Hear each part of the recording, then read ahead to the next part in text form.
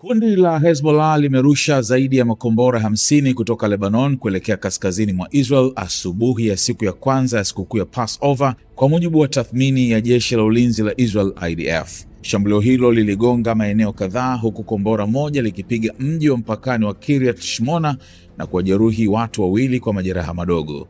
Mashambulizi hayo yalilazimisha mamia ya maelfu ya Waisrael waliokuwa wakisherehekea Passover kukimbilia kwenye makazi ya kujikinga na mabomu. Shambulio hilo lilitokea wakati mvutano wa kikanda ukiendelea kuongezeka, huku Israel ikiendeleza mashambulizi yake dhidi ya shabaha za Iran. Jeshi la Israel lilisema kuwa katika wimbi la mashambulizi ya anga mjini Tehran siku iliyotangulia, jeshi la anga la Israel lililipua kambi ya vikosi vya ardhini vya IRGC. Kwa mujibu wa IDF, kambi hiyo ni kitengo muhimu ndani ya muundo wa kijeshi wa Iran. Jeshi hilo pia lilisema limegundua kuwa Iran imekuwa ikihamisha makao yake ya usalama kwenda kwenye miundo ya kusafirishika baada ya vituo vingi vya uongozi kushambuliwa mapema katika vita. Katika mashambulizi hayo ya Tehran, ndege za Israel ziliripotiwa kulenga baadhi ya makao hayo ya muda wakati makamanda wa Iran walipokuwa kwenye maeneo hayo.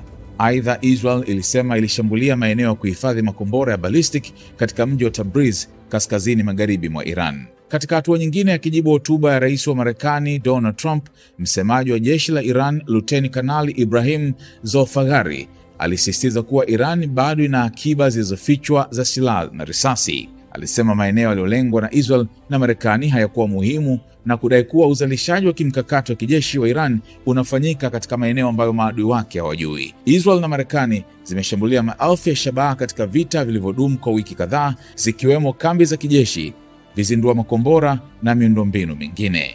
Ingawa mashambulizi ya makombora ya Iran yamepungua, Tehran bado ina uwezo wa kufanya mashambulizi. Wakati huo huo, vyombo vya habari vya Iran viliripoti kuwa shambulio la anga lilimjeruhi vibaya aliyekuwa waziri wa mambo ya nje wa Iran, Kamal Karazi, na kumuua mkewe. Karazi mwenye umri wa miaka 81 aliwahi kuwa waziri wa mambo ya nje chini ya Rais Mohammad Khatami na baadaye mshauri wa sera za kigeni wa kiongozi mkuu wa zamani Ayatollah Ali Khamenei. Haikujulikana wazi kama shambulio hilo lilimlenga yeye moja kwa moja au eneo jingine la karibu.